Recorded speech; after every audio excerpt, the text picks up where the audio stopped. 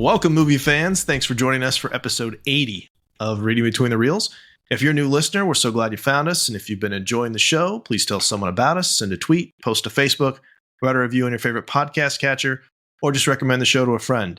And I have to say, you guys must be doing that. And thank you so much for doing that, because our last episode on Blade Runner, featuring Dan Zayer from Coffee with Kenobi, just had 5 times as many downloads as the last episode before that. So thank you for spreading the word. I'm Craig Dickinson, and I'm joined as always by my co-hosts, Corey Heichman, Justin Eldon. What's up, fellas? How we doing tonight? We're good. I'm here for the gathering. Oh, so I took this a different direction. I was going to say there can be only one. Oh. Which means... Oh, whoops. Sorry, guys. Yeah. I'm here for the prize.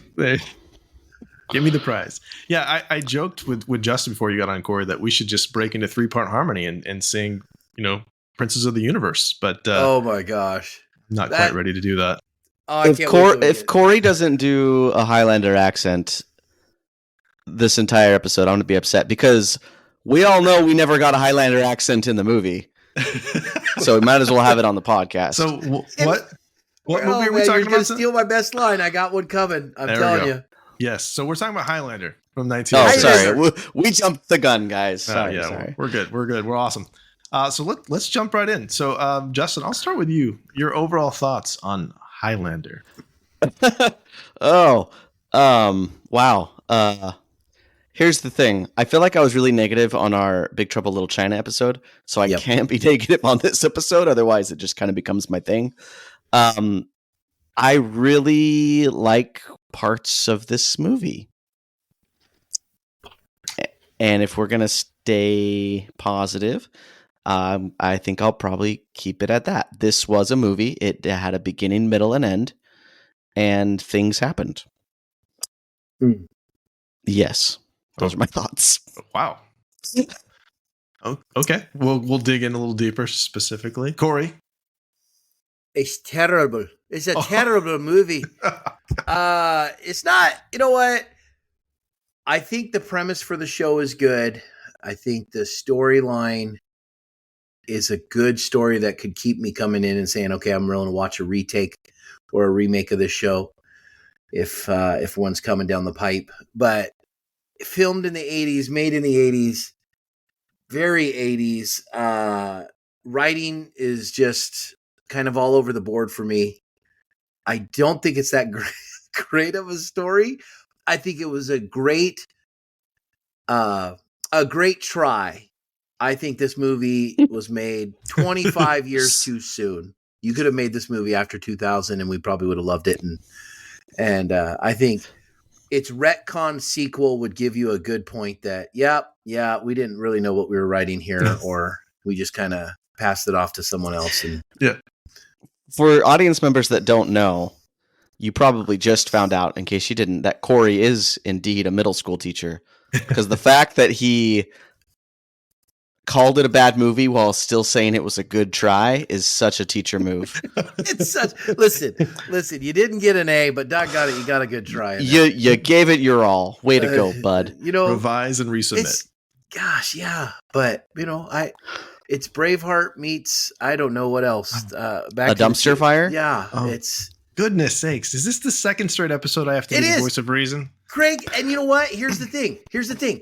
Finally, I am excited about it. Okay. This is when I watched this movie halfway through when I woke up and I said, I need to pause this and go back and kind of rewatch some stuff for soundtrack. Because Craig is the master. For anybody who's new to the show, Craig is a director genius and everything he picks up. And I thought, I can't go back and watch the rest of this show again to catch those things. I got to just do it a one time through. And we're finally at a point where we disagree on some movies, which I think is great because we all have such similar personalities and tastes and experiences. We like a lot of the same movies. It's just our last few episodes, we are finding things we don't like with each other, and that causes with each other that cause us to seriously question each other's judgments. I am learning I have a deep-seated hatred for Craig. Like, I didn't know this before, but here we are. I'm just kidding. Well, we just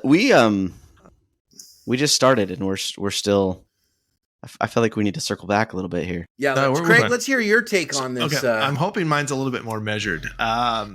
This is what I said. I said I think it's a really cool concept, but it's not completely executed, pun intended. Yes, it did always feel to me more like a great idea than a great movie. And I talked to Justin a little bit about this today at school, that there is a television show. There's a spin-off television show that actually is kind of more or less in the same universe as this. with that Duncan I think, MacLeod. Yeah, with Duncan MacLeod. Have you seen that, Corey? I actually did watch parts of that when I was growing up. Yeah, I think that executed the idea really, really well, because I think this kind of lends itself to long-form storytelling, especially with the flashbacks. And those you can go a lot deeper into the lore, and they expanded on the universe, and it didn't try and be a big sci-fi effects heavy thing, which this didn't. I think that's the thing that was one of the weaker things in this, other than the casting, which is interesting, which we'll talk about. But the one Scottish guy in the movie is actually playing an Egyptian Spaniard. But that was the other thing. I was just going to say, like, the effects, the magic effects, which are probably state of the art in 1986, do not hold up at all, especially the cartoon creatures at the end during the final quickening. Those are just atrocious. And I think you could have gone a little less is more on some of that stuff. You could see his cable when he's hanging from the some of that. The quickening, but I will say I do enjoy the nonlinear storytelling with the flashbacks a lot, and I thought that it's Russell McKay. He's the director who's done a ton of music videos before this, a bunch of Duran Duran and some other guys. It feels, in the best possible way, I think the filmmaking feels like a music video, and I mean that as a compliment, especially when it comes to the transitions and some of the frenetic camera work. But especially the scene transitions between like the past and the present stuff, I thought were just beautifully done. It's like the best wipes outside of a Star Wars film, in my opinion. Can I interject here? Okay, of course. Wait. First off, my least favorite thing about Star Wars are the wipes. I love the wipes. So maybe we're just going to fundamentally disagree. But I had to go back several times to make sure that how I was watching this film wasn't glitching or something. Because when we do one of the first flashbacks, or one of the first like major flashbacks that doesn't go back to his like Highlander roots, it goes back to World War II. It's like an explosion, and then the glass of the screen like breaks and fades away into the flashback, and it is so bad. It's like a PowerPoint effect from 1990. yes. And I just thought, like, I seriously had to rewind a couple times to be like, really? Is that what they're going for? And they don't ever do anything like that at any other point. Yeah. It's just that one single wipe. Yeah, was really bad. I mean, they're all really bad, but that one was different. Oh really my gosh! The parking garage one, the first one. Oh, now hold on. Now I gotta say, when we get to the camera angles, I'm gonna talk. There's several things in there that are absolutely stunning views. I thought for 1980. When was this? 80 what? 86. 86. Let's just jump in, Corey. Go. But I do have to add real quick, Craig. You said the word frenetic. I had to Google that because I didn't know when you threw that, and that means fast or energetic in a rather wild and uncontrolled way. So for our viewers who are busy Googling that, you can come back to the show now. English teacher. Okay. Let's dive in right into the cinematography, because I do again want to pull out some things that we thought were interesting or at least meaningful. So Corey, you said you had some ideas. We'll just start with you. Yeah, I think on the flashbacks, they kind of threw me off because it was all of a sudden just snapped back and forth. And it was kind of, you blinked and turned around and all of a sudden you're facing, oh my gosh, now we're in Scottish Highlands. Oh my gosh, we're back to 1985 New York. And so I felt jumpy on that. But I will say this, that opening scene with they didn't have drones in 1986, right? Darn it, Corey. No. Or CGI filmmaking. Yeah. That drone shot, it must have been a camera on some swivels or something. They had that camera in the WWE wrestling stadium. I had to look this up. It comes down, and the way it sweeps across the crowd, you would have swore that was filmed right now with a drone, a beautiful shot coming over the ring, over the fans. You see people's cameras flashing. I'm going like this. Sorry. Nobody flashes cameras like this anymore. It was all like this. These old cameras flashing. This is an audio podcast. Nobody can see you anyway. Pushing their finger down on the button. And they were cameras flashing and people cheering, and it goes right up to Duncan or McLeod sitting in the top of Connor, the stands there. Yep.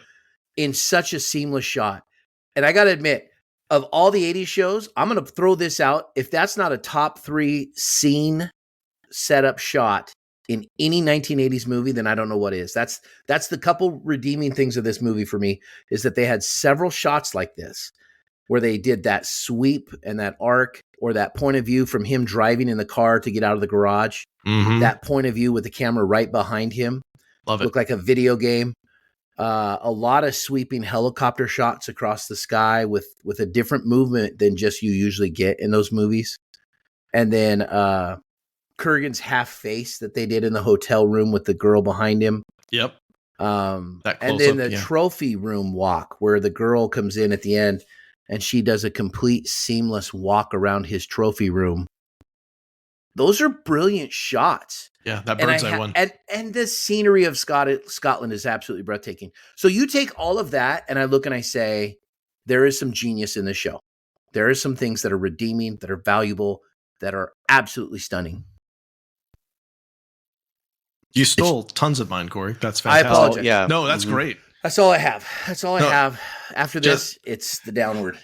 Justin, you said you did some research on that opening shot. Is that what you said? Yeah, because Corey took a bunch of mine. But first off, that opening shot on the fight, right when you're introduced to Connor, because I thought, okay, they don't have drones. They're not going to have a helicopter in a stadium. It's too much of a sweeping shot to be on a crane. So I'm like, how did they do this? And apparently it was before they had gyroscopes, or was it gyroscope? Yeah, like stabilizes the camera. They just had it on like 4 wires apparently, and they like swung it on wires, almost like a puppeteer, from what I understand, and just like swung it across the arena and up into Connor's face. And yeah, that was really neat. Like, as far as I know from what I read, that was one of the first times that it had been done at that scale. Yeah. I wonder how many takes it took. Like, if they did that at one take, that would have been amazing. But that was awesome. Yeah, the NFL's doing things like that now. With that, they actually see. Sometimes you can actually see the camera on the wire. So that interesting. I'm surprised it's fantastic. Not used more after this movie came out, because that was such an incredible. In 1986, if I seen that, I would have been blown away. I would have been absolutely mind-boggled on that one seamless shot. You know what was interesting about that shot too is the sound effects. There's like a repetitive thumping, and it almost sounds like helicopter blades. Mm-hmm. Mm-hmm. So I'm like, are they trying to make us think this is a helicopter shot? What's going on here? Unless it's the pulleys on the wire somehow creating a. I mean, I'd assume they would just remove the sound, but so it must have been intentional. Yeah. But it was so seamless. It was incredible that they thought of that shot. Yeah. Yeah. There's several shots in here that whoever the director of cinematography was did a fantastic job taking up those shots. I think kind of what creates it at the top is how this is a good idea and it's not executed well. I feel that way with a lot of the cinematography too. Like, a lot of this movie is actually really, really beautiful. Like, they do a great job. And then between the dialogue and the editing and some of the acting, it kind of just like ruins it. It's hard to appreciate that other stuff. Well, shouts to Jerry Fisher on cinematography. He's the one that did that. He also did Wolfen, which that's another 80s classic, which I've not seen. And The Exorcist 3. Those are the 2 big things he's done. So yeah, wanted to make sure I got his specifically. Now for me, I had those things too. There's a lot of, I thought, 2 just really beautiful establishing shots of the Scottish countryside. Mm-hmm. Helicopter shots, probably mainly. There's especially some great ones with Ramirez training McLeod, like up on the hillside. They're just tiny little characters, like which you see that even modern filmmaking. Like, I thought immediately of Luke training Rey in The Last Jedi. Like, that's a thing we still see all the time. I thought one of the most beautiful shots, and it also kind of goes with color, is that final battle that's in really low light, and for some parts of it, Connor and Kurgan are in silhouette, essentially. I just thought that was a really cool way to do that, with its backlit from the light from the It kind of reminded me of Star Wars Episode 5 in Cloud City, just a bit. I with the backlight. Wouldn't be surprised if that was a heavy influence on that. Let's see. God, you stole so many of my good ones. No, Mhm. I think that's the thing. We have to talk about those because they're so good and get everybody's perspective on it. Yeah, I thought in that opening fight too, there's a lot of Dutch angles, which I always like to see, and a lot of low shots of the feet when they're running, and then it's kind of blurring out of focus once the water starts, and it kind of gives you this sense of paranoia, and it kind of brings you into the kind of the way that you would feel if you were in like a fight to the death, where you can't quite see as well as you'd like to.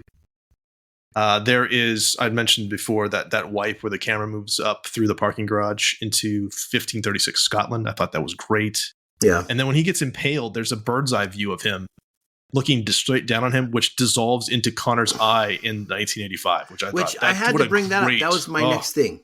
I got to say, and the texture and composition in that was very bizarre. It almost looked like they were filming a screen that was filming that. Do you understand what because when it did the bird's eye view and was zooming up, right? And as we're panning back, we're going to pan to his eye. The texture of him was very pixelated, but not pixelated in what we think of now, but pixelated like a 1980s TV. Like a CRT type TV. Yeah, like it had a blur. Yeah. And I thought, that's too intense. That's too terrible photography. Like, unfocused to be just a passing thing. It had to have been an intentional choice to do that. Yeah, I wonder if that's like a wall-eyed lens, which was kind of what they used for that shot that you mentioned earlier, Corey, when she walks into like that vault, and it's bird's eye view, and it's a wall-eyed view, right? It's distorted. Yeah, it's not straight. So Craig, not straight down shot. So. Obviously not for me, but for our listeners, what is a wall-eyed lens? Just for our I'm thinking of sake. like looking through your like the peephole in your door, and how it's kind of rounded. Oh, I thought that was. So what's the difference between that and like a fisheye? I think the same thing. Oh, walleye okay. is a fisheye. Walleye's a fish. I might be using the wrong term, but I think that's. I think it's a fisheye lens. It could be fisheye. Like looking through your peephole in your door, where it's like closer to in the middle is more in focus. Then farther out you go, it becomes. Smaller. Yeah. Okay. I always thought that was called a fisheye. So the more you know. That's dun dun dun. Lots of great angles, just randomly placed angles, seemingly random placed angles, but intentionally placed angles. I think when Brenda's looking at the metal samples from Connor's sword, it's very like an extreme low angle looking up at her, and then they have this zoom in on her eyes. Like this is something important. It's going to lead into something plot wise, which I think is cool. And then I really wanted to point out. There's a couple of great low-angle tracking shots that are moving, like the camera is underneath him and then pulling back as Kurgan's walking. Like when he enters his apartment building the first time, and then when he's coming after Brenda in her apartment, it's the same type of shot where it almost feels like he's a shark or some kind of predator because it's low, looking up, and he's got all the power, and it's the camera's moving side to side as he's moving, which I thought was cool. And really spoke to his character. And there was one other thing that I wanted to point out was when the lead detective is walking through and to go talk to the Marine guy who had the Uzi. They're doing a walk and talk, which is like an Aaron Sorkin type of walk and talk but this is 1986 when this is happening. So there's some. It's a very music video thing. So I think a lot of these things are. You would have seen them in, like I said, a Duran Duran video or several other videos on MTV at the time, but not in a major motion picture. So it's kind of cool that even though this movie didn't make a ton of money, it was probably pretty influential on a lot of different things.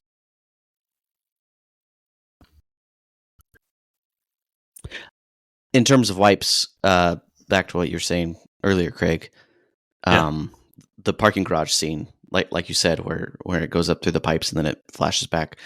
There's also a really good one. I made fun of the wipes, but now I need to talk about some good ones. He's remembering back to his training scene on the lake, and he looks like back at his fish tank, and it kind of like goes up through the fish tank. I thought that was a really nice one too.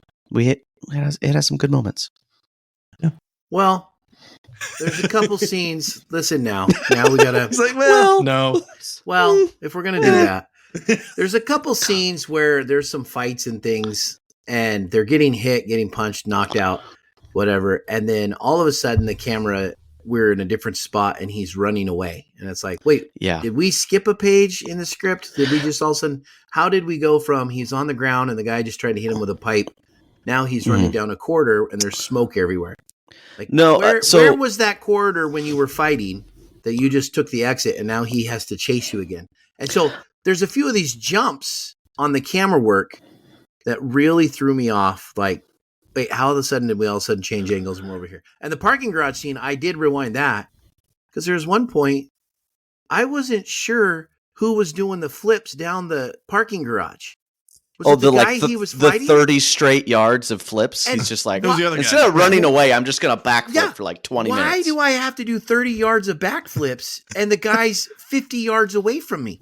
Because it looks cool. You throw a back out, all of a sudden you're done. You're over. Unnecessary expenditure of energy. That's I impressive. guess you're immortal though, so who cares? Yeah, but you saw his sword. He's pretentious.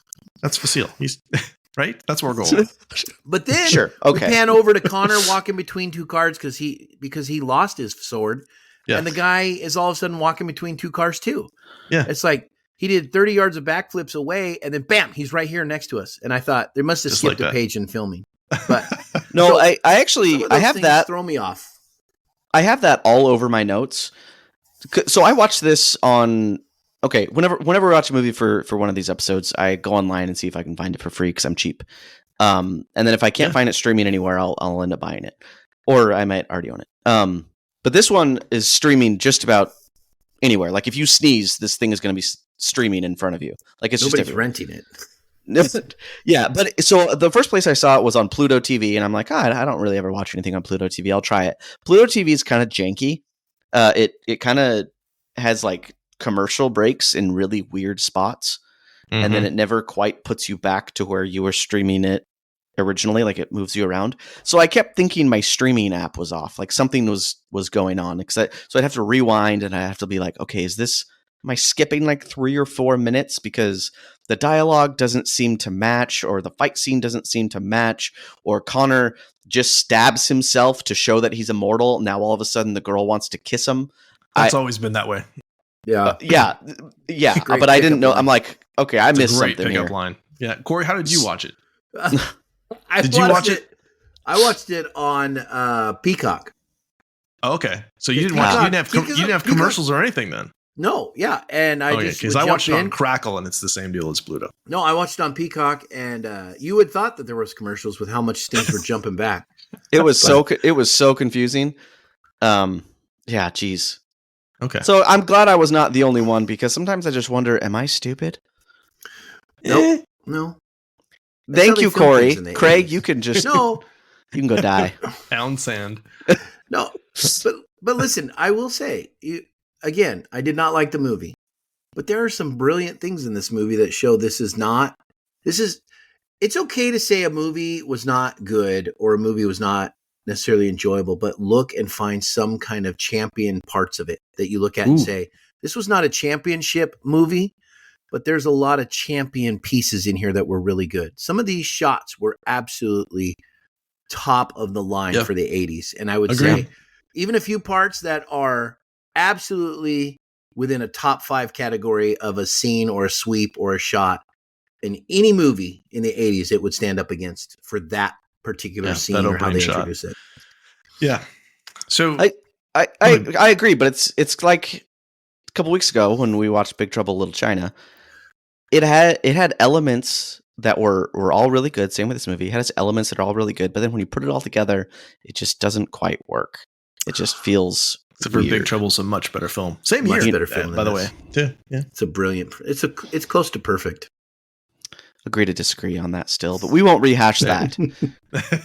Check that out. You know what though? If I would have watched this and then Big Trouble in Little China, maybe my opinion would have been different. We did it in the wrong order. Craig, I got to ask you one thing about Kurgan's half face in the hotel room with the girl behind him. Yeah. It was such an intentional choice, and it was half his face. I got to ask if is there something to that, because it was so contrasted to where he was in focus for that laugh. It was very sinister and dark feeling. Yeah. And is there an intentionality that they did what they were doing? And it's so different from everything else in the entire movie. Yeah, it's very cinematic. That extreme close up, just half his face. I think just about everything they're doing with Kurgan is to kind of dehumanize him more than anything, and because you don't even see, he doesn't even turn around. Like that's when Candy comes in. That's a great scene too. It's like, of course you are. He's evil. He's not. He's lost all of his humanity. So I think that's kind of what you're. And it's jarring for us. Like you mentioned, it's the only shot like that. And I think you're kind of supposed to just be put off every time Kurgan's on screen. It makes him more menacing. He was Clancy Brown's fantastic in this. He's so dark. I love the fact that he dresses like a male prostitute. That is just the best. I have some conversation about that later on. About male prostitutes? His clothing. Oh. Wow. Okay, let's talk about the sound, because I hope that most of us can agree that one of the best things of this film is the music, the soundtrack. No? I was told this did not have a soundtrack. What? Did it have a full soundtrack? Okay, well, I'm talking about the music one, I guess. The music that is featured in the film. Okay, yes. Now, the Queen anthem in the beginning. Yes. What was the name of that again? Princes of the Universe. Plays over the opening credits. That threw me off when it first started. But so here's amazing. the thing. It is an epic ballad. Ballad. Queen, absolutely. You put them up against anybody. Freddie, I mean, just amazing. However, I go from Sean Connery reading about immortals. Yep. Oh, Sean Connery. Yeah. I have him reading to all of a sudden hearing Freddie Mercury scream and start this rock song. And I thought, what?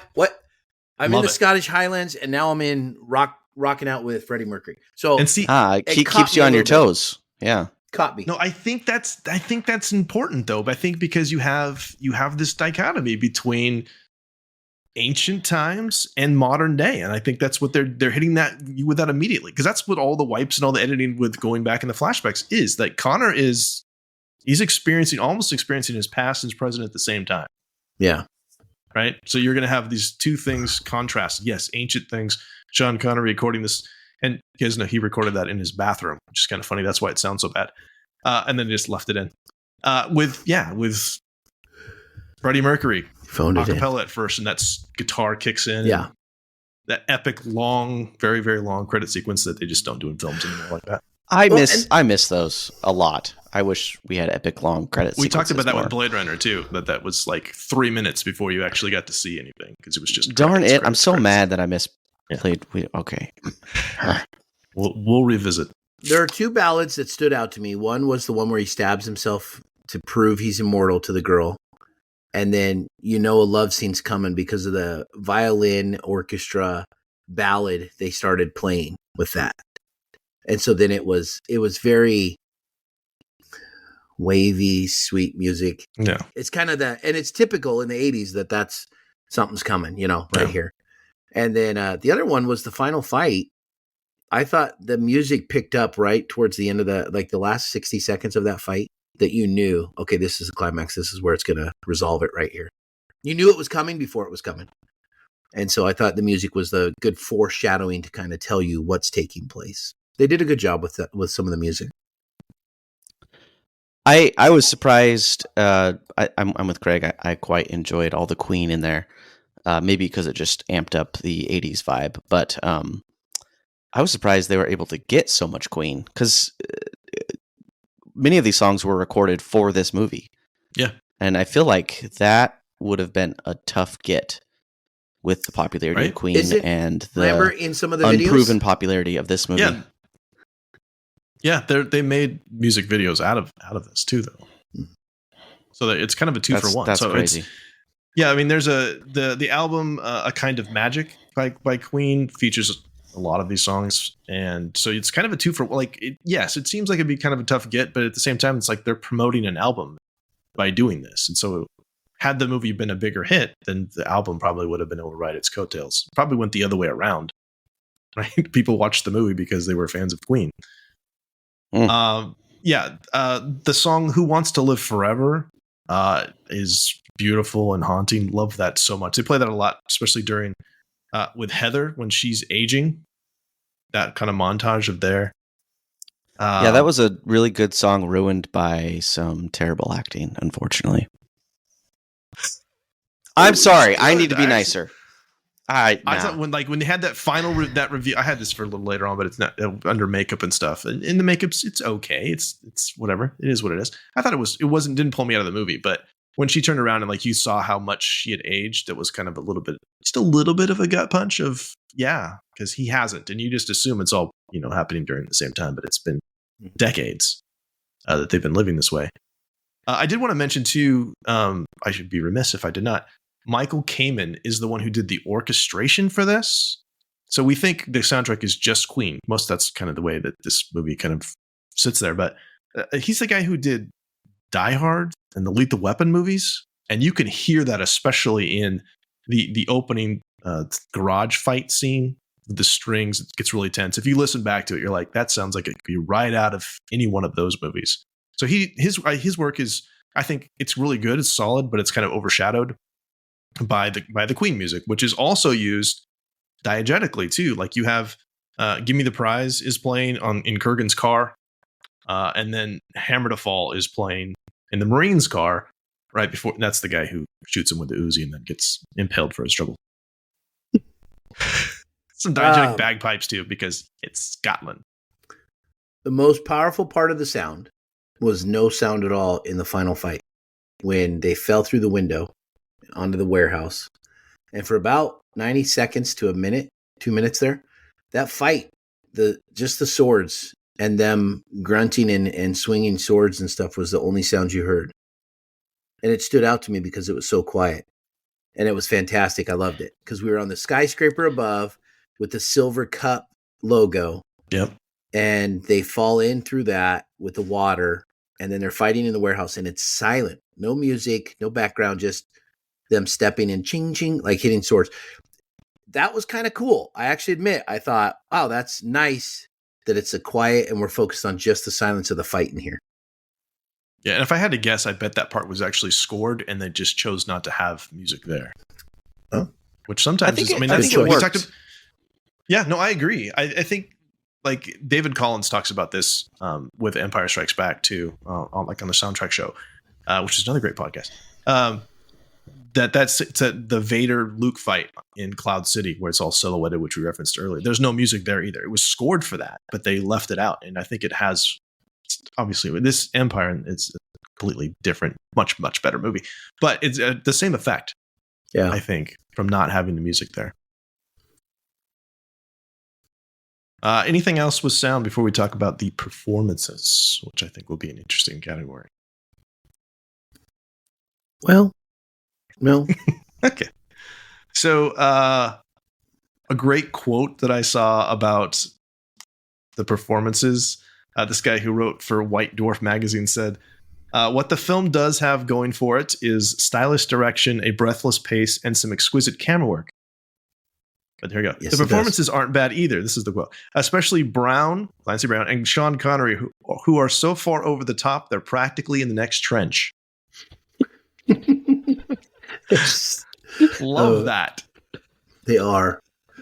So you mean Sean Connery, the Scotsman who plays a Spaniard? Egyptian Spaniard. Egyptian Spaniard. He's Egyptian originally. With the hero who's a Frenchman who's playing a Scotsman in Scottish Highlands. Correct. Okay, yeah, now I got it. You know what being said, what I love though is in the police station, that line where the officer goes, "You talk funny, Nash, where are you from?" Yeah. And he says, "Lots of different places." Like with that one line right there, you can kind of explain away all of the bad accents. Like these guys are immortal. Yes. They pick up their accents from everywhere. Yeah. Absolutely. Lots of different places. I totally buy it. That was a great yes. That's actually that's a payoff with that line. Yeah. Yep. Love it. That whole scene. It works. So other quotes that we want to pull from. Oh, I didn't mean to jump sections there. I just thought that was relevant to that's basically acting. where we were. So no, it was perfect. I love the quote by Corrigan. It's better to burn out than to fade away. That's right. Yeah. It's It's a great Def quote. Leppard, baby. It's just funny. He yells it in the church, and I just thought, oh my gosh, this guy is so damaged, and he's over the top. Exactly. He's so far over the top, he's in the next trench, but it was a great line, and it's better to burn out than to fade away. It's actually a pretty good quote. I mean, thematically, as an immortal, Yes. right? Maybe he's feeling a little sad that he didn't burn out. He didn't burn out. I don't know. That's a He he burned out far. Kurgan reminded me a little bit of Roy from Blade Runner, just in the way he was burning out. Like Roy at the end of Blade Runner was doing the same thing. He was kind of going crazy. He'd lost his humanity, and he was kind of back and forth. I think Blade Runner did it better, but that's just me. Oh well, yeah, That's debatable. Roy Batty's a redeemable character, and from a certain point of view, where Kurgan is just straight up evil. Yeah. Justin, did you have a line that you wanted to line or two that you wanted to bring in? Well, I mean, the one I just shared, lots of different places. Yeah. There's another one in the police station that I won't utter on this podcast here. That was quite funny, but yeah, we'll skip that. I know. I enjoy the back and forth between Ramirez and Connor, especially when Connor is on the boat, freaking out because he cannot swim, and he tells Ramirez, he says, "You look like a woman, you stupid haggis." Which what is haggis? And then having to explain to Connery what haggis is, that was kind of that took me out of the film a tiny bit. I have this one, and this could almost work as a teacher quote to a student. Almost, you have the manners of a goat, and you smell like a dung heap, and you have no knowledge whatsoever of your potential. That was good. I think it's a great line though when he's talking, because Connor's complaining this whole time, and it's just like, dude, you don't have any idea what you are. And I thought that just kind of encapsulated his tough love mentality, because he didn't have to do this. He could have just chopped off his head and been done with it. Yeah. Which is a really interesting choice that he makes to, for the greater good. Like he's ultimately, they even had that conversation later. Like, would you take my head if it came down? If it's just the two of us, would you kill me? That conversation. And so, do they ever explain in a sequel or anything why train someone instead of cutting off their head? What is it doing for him? It's very Sith-like. I mean, yeah, there is a little bit. I think he talks a lot about Kurgan and how bad Kurgan is, and that ultimately we have to take him out. So the way I read that was like, I'm where I'm at, and I'm good, and I need to get you there too, because if it's me, great. If it's you, also great. But it absolutely can't be Kurgan. So I need to get as many people that can potentially take out Kurgan as possible. That's enemy of my enemy is my friend, kind of. Yeah, gotcha. Because there's a bunch of immortals, and this happens a lot in the TV show as well, who have been friends for centuries and have had plenty of opportunities to take each other out. Yeah, there's got to be some alliances that are formed along the way. Yeah. So I wonder what would have happened. I would like to see this. It's kind of almost like the end of World War end of World War II situation, where we're immediately at war with Russia in a Cold War. But if Kurgan would have died and Ramirez and McLeod lived, right, are they immediately now just like at each other's throats? Are they now who's the antagonist, who's the protagonist? Yeah. That would have been interesting. Yeah. And see, I just thought of something too from Justin. We talked about this a little bit earlier today. Like the movies, the rest of the movies are worse than this one. Take that with what you will. But Highlander Endgame, which kind of bridges the TV show and this one, massive spoiler for a movie that's 20 years old or more. Connor and Duncan are both in that, his cousin Duncan. And Connor sacrifices himself essentially to Duncan so that Duncan can take his power so that he can take on the big bad at the end. So there is that. Oh, okay. All right. Yeah. He's like, yeah, he dies, but intentionally like, here, yeah, you're the one. So take the.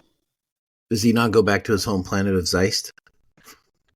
No, because that doesn't count. They took that out. That's in the director's cut. Yeah, that Talk was about the worst retcon of all time. Okay. Yeah, see, in the second one, what's it? Highlander 2, The Quickening. It's terrible. The theatrical edition, there's a prologue where they're aliens from another planet. Oh, no. Nope. But then been since don't like that at all. But since there's a director's cut that removes all of that. It's kind of very obvious about how that's really stupid. That's the struggle of a sequel in anything is when you hand off one thing from one director to the next director. Well, that's McKay too, though. Entirely different vision. But see, it's the they're same. Both it's both. Yeah, I would have thought the same thing, Corey. That's why I wanted to stop you because I did that myself. I was like, that's just totally what happened. You ruined my punchline because I was also going to say that also happened in Star Wars Episode 7 to 8, but that I just can't. Back to 9. Yeah, no, and you're not wrong on your point. But it just makes it even more surprising that it happened in this series. Because then the third movie is actually kind of an alternate sequel. Yeah, it's a mess. It's like the X-Men movies. But anyway, I digress. I got a line. All right, I got one more dialogue because you didn't come to me yet.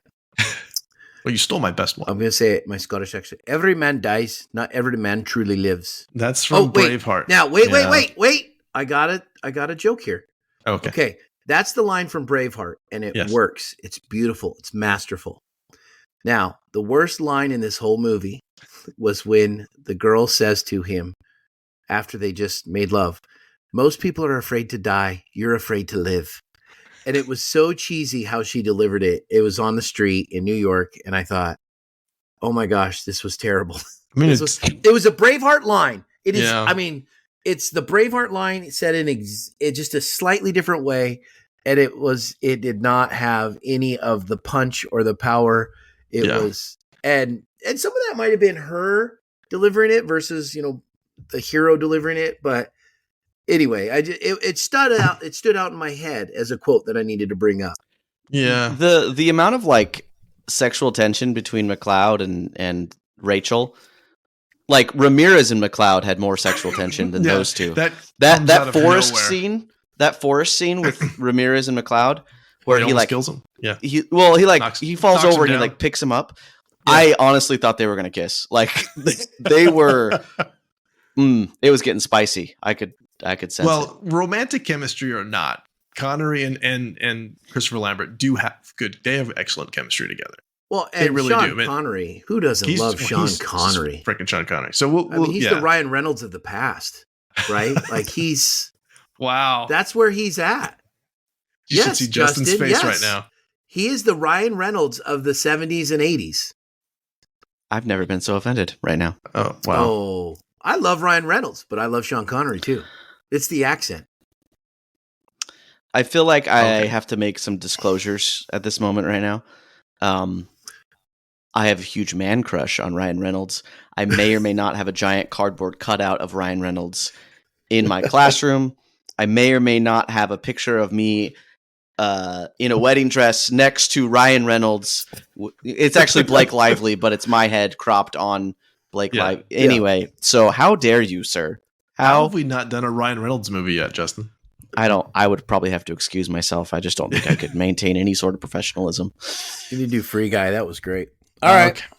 Okay, I want to talk about just a couple things, body language, costumes, and all that stuff. I did want to mention like the sword fighting. We've talked a little bit about that. That is, I think, probably one of the best things in this core. You kind of mentioned that a little bit too. Bob Anderson, who did the fight choreography for Empire, for Star Wars, and he was the Darth Vader stunt double, like is the one who trained Christopher Lambert for that, who also had a dialect coach who did an okay job, I guess. Trying to get him to for a guy that didn't speak English, he phoned it in. He did a pretty good job. No, he did. He was doing his best. I mean, the guy, he forgot he's blind. He needed to have glasses, and he couldn't speak English, and he pushed through. God bless him. Have any of you seen Mortal Kombat? Like he's the worst 90s part of that. I like him in Mortal Kombat. For Christopher Lambert blasting. No, don't just. I loved him in Mortal Kombat. I thought he was fantastic.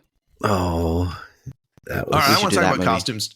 Yeah, we could. Let's talk about costumes. Okay, I really do actually like the idea of the trench coat for McLeod. I think that's really smart, so that he can hide his sword in there.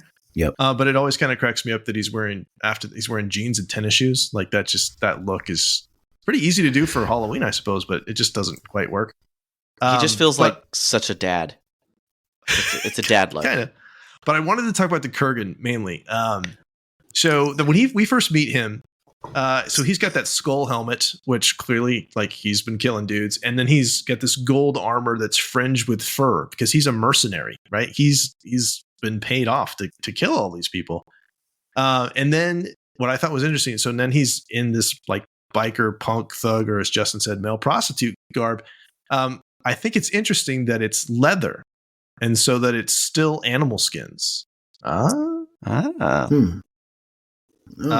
I really liked his like skull outfit.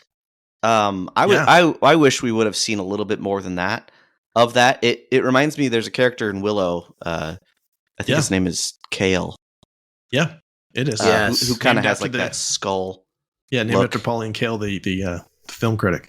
Oh, yeah, we talked about that on the show. Actually, it's on the poster for this movie, but it's not that long. You don't see that costume for very long. It's pretty short.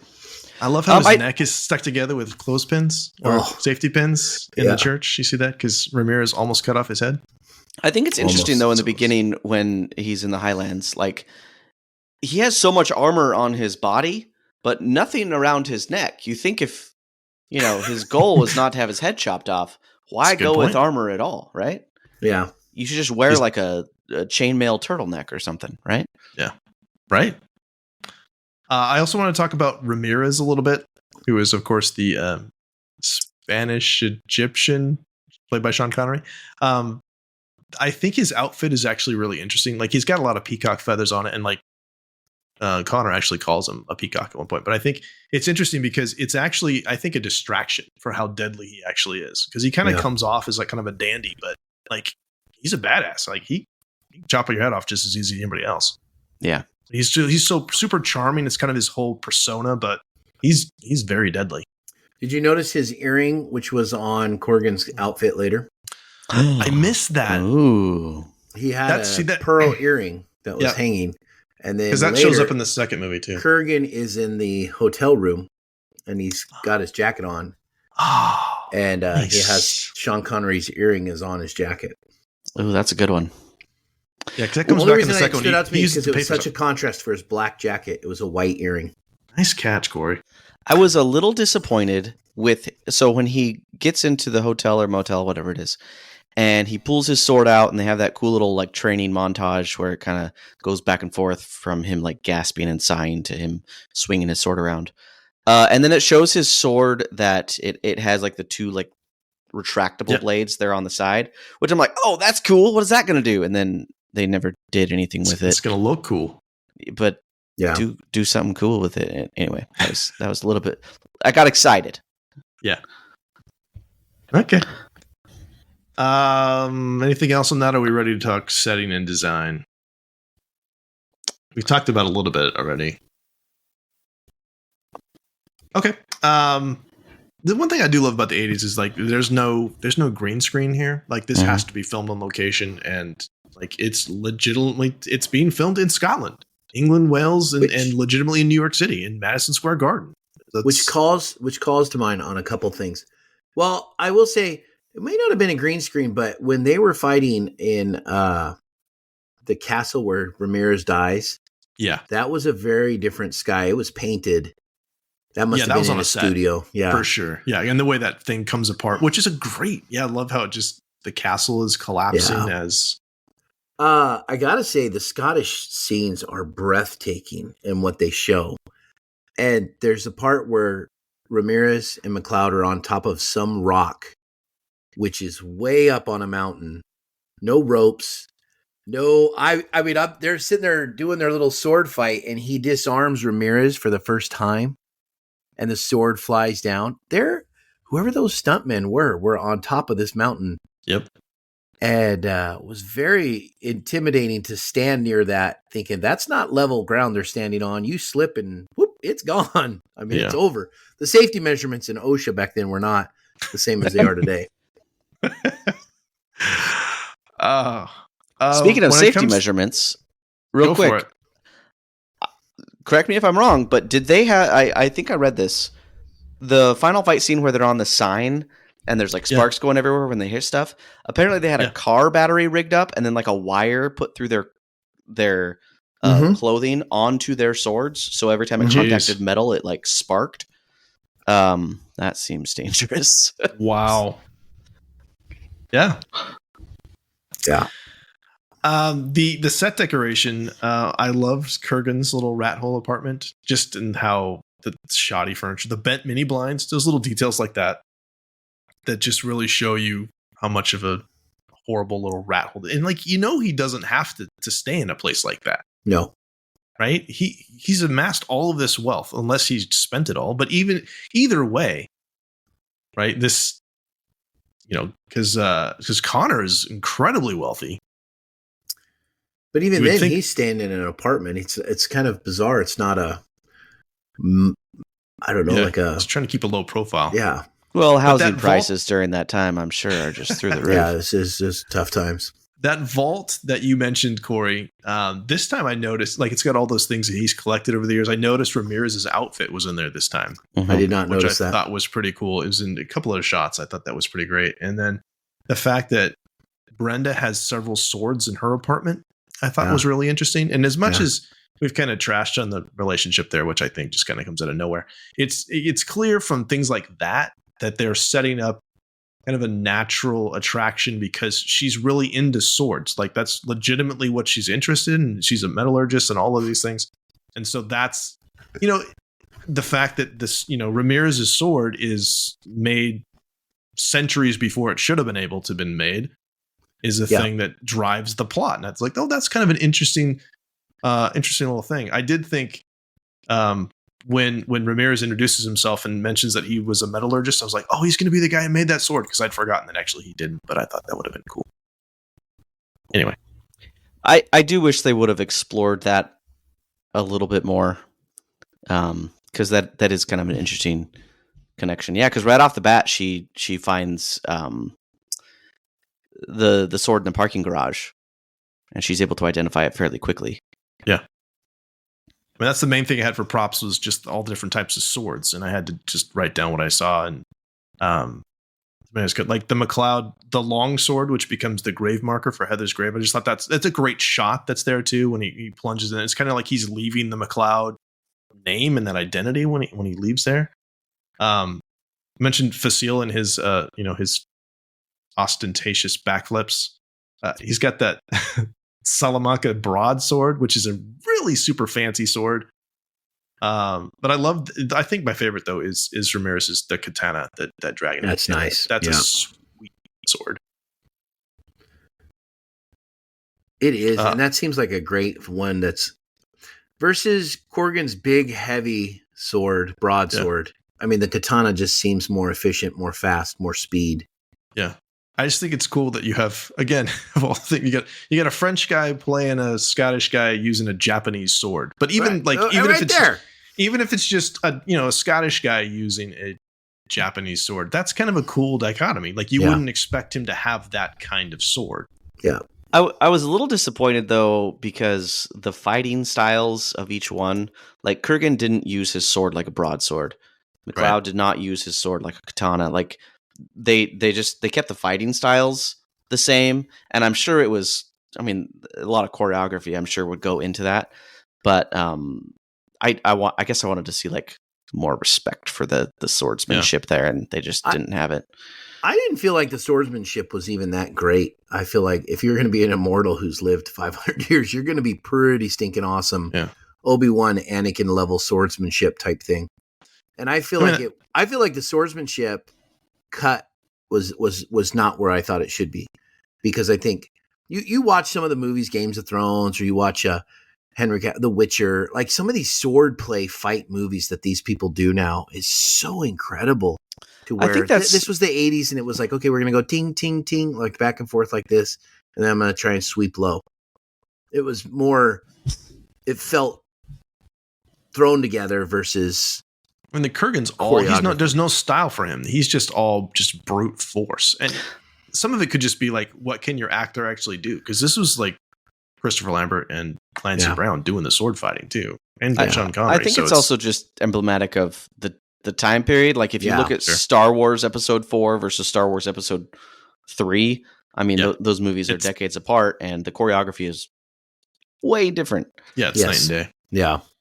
So if we get a remake, that would be something nice to see. Something I want to talk about at the end for sure. But see, now that begs to differ. Justin brought up a good point, and that's the part that I struggle with. The last two movies that I have not liked on the show finally are from this 80s period. And it's hard because I'm looking at it with, oh my gosh, is that 45-year lens? 45 years later lens, to where we're looking at that and saying, well, that just doesn't hold up today with today's level of acting and choreography and effects. It doesn't hold up.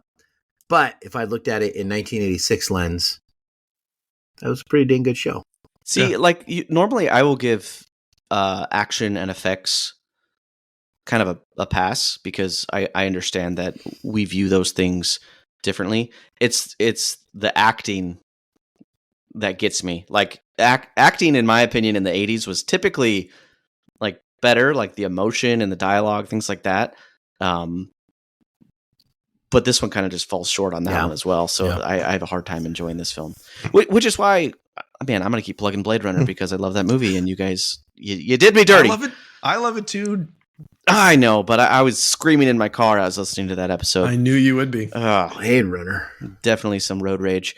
Blade Runner has the great acting. It has the great dialogue, and the fight scenes were like, meh. This just didn't do it for me. Yeah. And that's fine. So I think that's a pretty natural transition down into just hitting anything else on characters. We've talked kind of at length about some of it, but I'd be remiss, I said that before, but I'll say it again, if I didn't mention that Christopher Lambert wasn't the first choice. Yeah. Because our boy Kurt Russell was originally considered. Yep. Yeah, or Mark Singer, the Beastmaster himself, would have also been pretty good. But Christopher Lambert, alternate timeline somewhere where Kurt Russell's in here. Did either of you guys? Did you ever see the movie Greystoke: The Legend of Tarzan? That's with Christopher Lambert. He doesn't talk in that movie. No, he doesn't, and that's kind of it's before this. That's essentially the job that gets him this movie. Yeah, and he's great in that. And I think he was probably cast more for his look. Yeah. Than his acting ability, but I think he looks like a great immortal. Like I think he has a great look to him. I think you just kind of have to just go with it. Either you do or you don't. Like either you buy a French guy as a 16th century Scotsman, or you don't. Well, I think the 80s is the era of the action hero. And I think a lot of the times they're looking at these actors, and I think this about Kurt Russell and Arnold Schwarzenegger and now this guy, Chris Lambert. I bet directors and studios look at him and they say, okay, can we get a trilogy out of this guy? Does this guy look like an action hero? Put him in a trench coat, like give him some gloves, give him a sword. Is he going to be the moneymaker? And I mean, he's a kind of a cool looking guy, and he's got kind of like the wide set, creepy eyes, but it works. Yeah. But then he starts talking and you're like, what's coming out of his mouth? I think he does a fine job with the Scottish accent. He does okay with it. It's Connery, who we love, who never does a different accent. It's always the same. But because he's Sean freaking Connery. He doesn't have to. And this is the thing about when Ramirez shows up in this movie, I always forget. It's like a third of the way into the movie. It's like 40 minutes into the movie before he shows up. And I always remember him showing up earlier. He's not in the movie that much. No. But he's great. Every time he's on screen, you're like, yes, I love this. And then, of course, he dies, which sucks. But he does, as I mentioned, he gives that, the almost cuts off the Kurgan's head. And then that gives him a narrative reason for his voice, which I thought I'd forgotten. That's where that went that way. So. And it just makes him such a cool looking villain to just have that slash on his neck. And like you said, later he has like clothespins in there. It's so gross. Or cool. Safety pins. Like yeah. And he obviously doesn't need them because he didn't have them before. Oh, and his look was terrible. He looked so bad at the end. Well, after he shaves his head, he's got like purple spotting on his head. Like what is going? Is it the bald cap? What's going on there? I don't know. I And would then like. his he didn't eyes get at it the all end either. go black. I don't know. There's something weird. Oh, I wanted to talk about that. Right when he gets his head removed, or maybe it's right before. Yeah, his eyes go all black, and it's actually kind of Yeah. a cool look for him. Like a I shark. wish they would have done that sooner. That was neat. Nice. Let's see. One thing I wanted to ask, and I think we already answered it. Like, if you guys buy the love story, I think we both said no. And that No. always just felt like, Oh, yeah, he's like, gosh. I'm immortal, and it's like, all right, let's have sex. I'm like, what? What? Yeah. That's So- actually how I met my wife. I stabbed myself in the chest, and I'm like, "Hey, baby." Yeah. There were probably a bunch of people that were like, hey, if that works, I'm going to try it. Listen, I got to say this. I feel like the premise for this movie is absolutely a great idea, right? The box pitch meeting must have been fantastic. We're going to write a movie about immortals. They all have to fight. They have to die. You have to chop off their head. And it's a tournament of champions. It gets down to one. Okay. That's a great premise. And we needed more immortals, immortal lore, immortal fighting, immortal battles, Watch the random TV show. immortals that Yep. I needed to see Ramirez go and chop off a few people in some epic battle. Bing, bing, bing. And so now I know, oh my gosh, give him a flashback. And, give me that. I don't need to know about his love stories that drew on for a whole bunch of time. And when his wife from the Scottish Highlands was dying, it felt like that scene in The Matrix where I was watching Carrie Moss die with Neo, and the guy next to me goes, just die already, because it was dragged out. And I felt like that watching that scene. I was like, just die already so we can get a flashback to another different time, to another wife later, 200 years. So I feel like the premise is there, but they got bogged down in this trying to make love stories for him in the 80s versus give us an action show for this. That you have to buy one or the other. You can't go both on this type of lore. Yeah, it felt like a studio note that had to be in there, because it was like a long scene too. It's like, this does not need to be here. Die already. Yeah.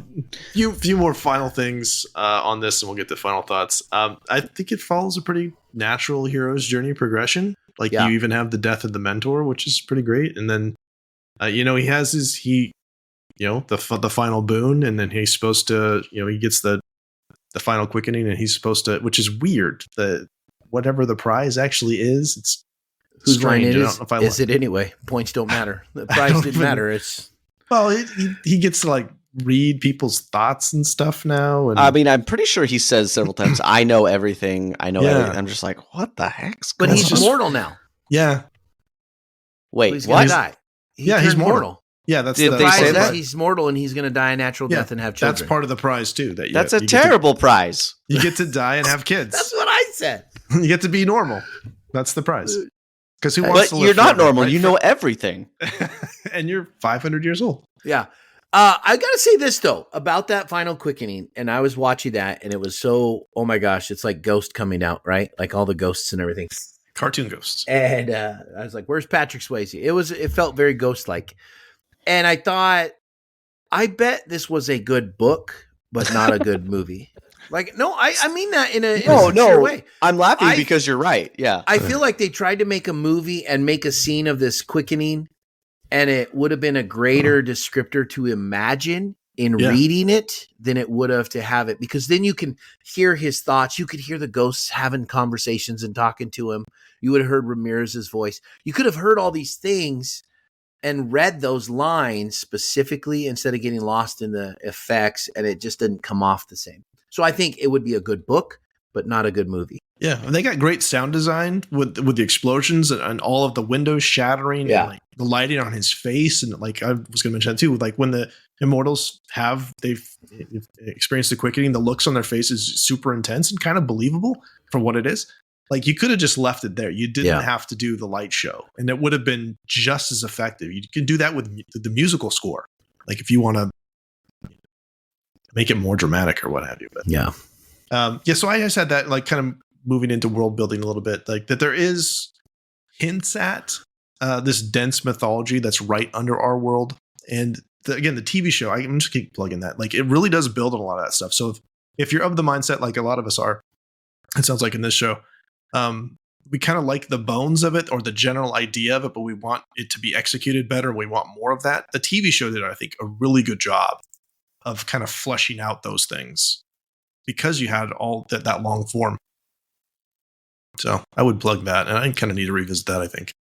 I think as well, and this kind of goes along with like the TV show, which if anything, I think I'm convinced I'm going to go back and watch the TV show. Is if you can all remember back to X-Men Origins Wolverine, that movie, where at the beginning of the movie we see James or Logan or Wolverine get his powers, and then we have like a montage over the credits it's so good. Wolverine and Sabretooth like through the years, like in the Civil War, World War I, World War II. And it's really cool. And I remember after that scene just being like, that should have been the movie. That would have been awesome. I want to see that. And I felt that every time they flashed back to Lambert or McLeod in World War II, or even when they flashed back to the dueling scene, which was just hilarious. I thought that was the dueling scene was so funny. It was probably one of the funniest scenes in the movie. And I'm like, I want to see more of this. I want to see drunk McLeod picking fights with noblemen and then just getting stabbed several times, like walking up, calling the fight and like, no, he's not dead yet. Yeah, I thought that was great. Give me more. That's one of my favorite parts. Yeah, give me more of that. I'm glad you brought that up. Yeah, it has its moments. You could have pulled off more humor like that. Yeah, I agreed. Yeah, especially in the flashbacks, because you can give humor in the flashbacks and then almost use it as characterization to, okay, he is now a more serious McLeod. He's lived for generations and he's like devoting his life to something better, or whatever it may be. But maybe show him over a couple decades of just like depression, and he gets that depression out by picking fights with rich people, and that. Right. I would have liked to see that. Yeah, that's great.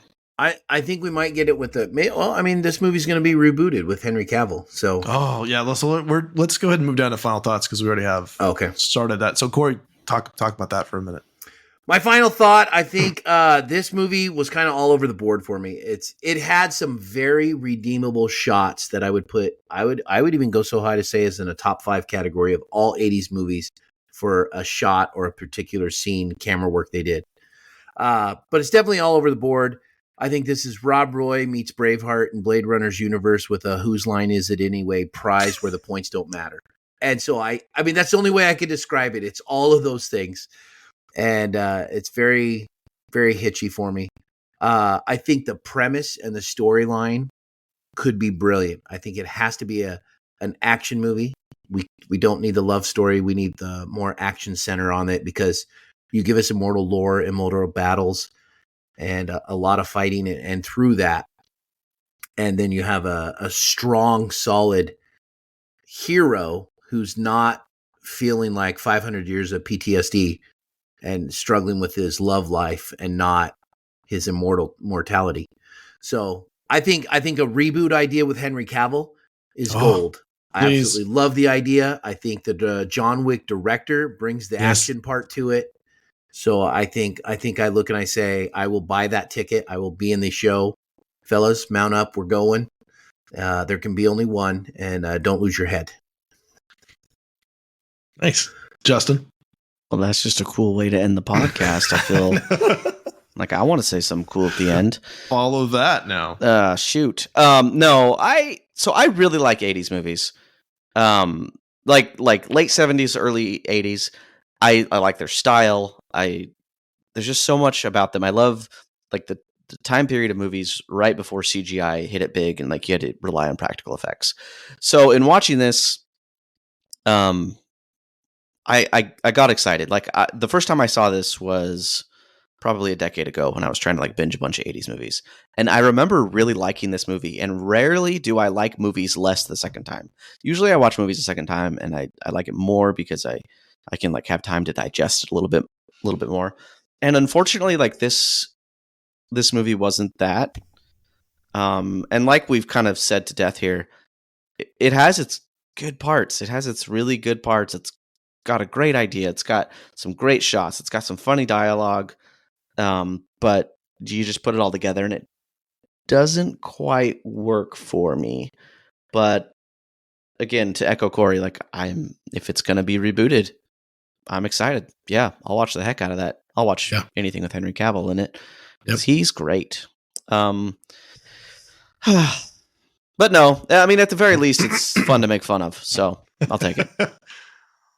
Yeah, I just want to echo that too. Like, bring me the reboot as soon as possible. I'm sad that I'm not going to get any more Superman from Henry Cavill, but if I could get a Highlander trilogy from the makers of John Wick with that style of action and that type of cinematography, yeah, I would like that very much. I think is ripe for the idea is solid. And so I think it's ripe for. I would have no problem with a reboot for this. I think it's time. I can't think of any other franchise that like people are like, yeah, give me a reboot. Like, who's excited for? Yeah, Yeah. I think that speaks to the quality of the idea. Yeah, which again, like going back to one of my original thoughts was like it felt like a cool concept. Like if you read the back of the DVD or whatever, you're like, oh, this is going to be amazing. Yeah, and then it just doesn't quite, for whatever reason, if it's studio interference, if it's budget, if it's, the time period it was made in, they didn't have the ability to pull things off. It's casting, whatever. Like, so, because, how many different choices have to be made in putting a film together? 1 million? Yeah. Maybe they nailed 900, million of them. 900,000 of them, whatever. And they missed on a tiny percentage, but those stick out. I think it's just, this is a phenomenal, I think it's a phenomenal storyline arc to explore. I just think it was not explored the right way. I think the love story bogged it down. Not enough immortals or immortal lore. And the sequel tried to retcon that stuff. And that was, but that's the problem. That's the problem. They knew they had to go into the lore and they didn't. And that showed they didn't have a plan for that. Yeah.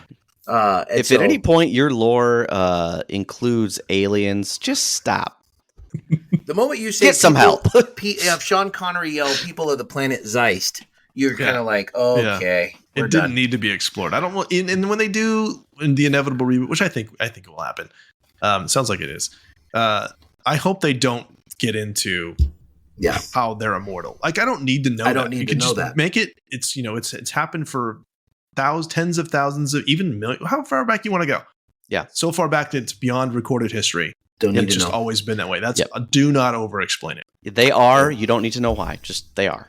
That's it. I want to more see them grapple with the idea. I am immortal. How do I live my life with that in mind? And I hinted at this a little bit last week too, or last episode, is that I completely, accidentally, this kind of came together that we've done a series of movies now with Logan and with Blade Runner and now this and Hunger Games, which is what we're going to do next, which are all kind of about the value of what life. It means to be human and how you live your life and like what does that mean? The meaning of life and what do you do with a short life or a long life and all of those things. So it touches on those things, but not quite. And I think I'm going to finish my final thought with this quote, which I love. This is from Rotten Tomatoes on which this film has a 71%. So again, take what you want. Rotten Tomatoes doesn't mean anything, people. Just if you like the movie, great. If you don't, also great. This is what it says. People hate Highlander because it's cheesy, bombastic, and absurd. And people love it for the same reasons. Yes. There. Yeah. That's it. Yes. Justin, it's okay. Big Trouble in Little China is wonderful. That's also cheesy, bombastic, and absurd. I almost feel like Big Trouble in Little China and this are, what's the saying? Two sides of the same coin or something. Where Big Trouble in Little China just took it to a funny level, where this took a more serious tone. Sure. And maybe I'm learning and growing to have some respect for Big Trouble in Little China. Highlander's dual part, which is very funny and hilarious, and you make that blow up for 2 hours. That's Big Trouble in Little China. It's got the humor. If John Carpenter had made Highlander, there would have been a lot more beheadings. I can tell you that. Kurt Russell too. 100% more Kurt Russell. So I think that's it. We're gonna get out of here. And as we close, we just want to say again, thank you so much for listening. If you'd like to connect with us, you can find us on Twitter. I'm still calling it Twitter. And Facebook. You can email us at it's X or Twitter, whatever. Email us at readingbetweenreels@gmail.com or use the SpeakPipe app on our website. I'd love to have some voicemails to play. If you enjoyed the show, please tell a friend. Continue to do that, please, and support us by writing a review on your favorite podcast catcher. That really helps get the word out about the show. All those ratings just help people find the show. And again, as I mentioned, our next episode will be a review of The Hunger Games. We've got The Ballad of Songbirds and Snakes coming out. So we're going to take a look back at The Hunger Games. Send us an email or voicemail about your favorite moments from The Hunger Games, and we'll share it on the next episode.